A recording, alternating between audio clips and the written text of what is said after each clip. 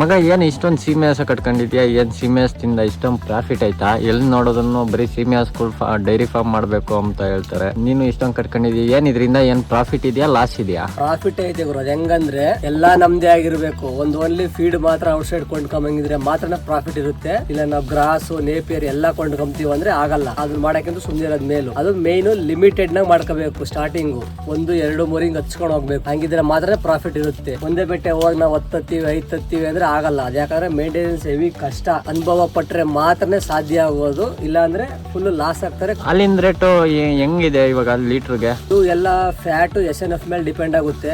ಈ ಸೀಮೆ ಹಸುಗಳಂದ್ರೆ HF ಅಂದ್ರೆ ಫ್ಯಾಟ್ ಕಮ್ಮಿ ಇರುತ್ತೆ. ಅದಕ್ಕೆ ಜೆರ್ಸಿ ಅಲೋ ಬ್ಲಾಕ್ ಇವೆಲ್ಲ ಮಿಕ್ಸ್ ಮಾಡ್ಕೊಂಡ್ರೆ ಒಳ್ಳೆ ರೇಟೇ ಬೀಳುತ್ತೆ. 35, 36 ಬೀಳುತ್ತೆ. ಪರವಾಗಿಲ್ಲ. ಎವ್ರಿ 10 days ಬಿಲ್ ಆಗುತ್ತೆ. ಮಂತ್ಲಿ 3 ಬಿಲ್ಸ್ ಆಗ್ತವೆ. ಅದ್ರಾಗೆ ಒಂದ್ ಬಿಲ್ ಬೂಸಕ್ ಹೋದ್ರೆ ಇನ್ ಮಿಕ್ಕಿದ್ದೆಲ್ಲ ವರ್ಕೌಟ್ ಆಗುತ್ತೆ. ವರ್ಕೌಟ್ ಮಾಡ್ಬೋದು. ಹಳ್ಳಿಯಲ್ಲಿರೋರಿಗೆ ಒಳ್ಳೆ ಆರಾಮ್ ಕೆಲಸ ಇದು. ಯಾಕಂದ್ರೆ ಬೆಳಿಗ್ಗೆ 1 hour ಸಾಯಂಕಾಲ 1 hour ಮಾತ್ರನೇ ಇರುತ್ತೆ ಅಷ್ಟೇ. ಹೌದಾ? ಹಂಗಾರೆ ನಮ್ಮ ರೈತರಿಗೆ ಸಜೆಸ್ಟ್ ಮಾಡ್ಬೋದಾ ಇದು ಡೈರಿ ಫಾರ್ಮ್?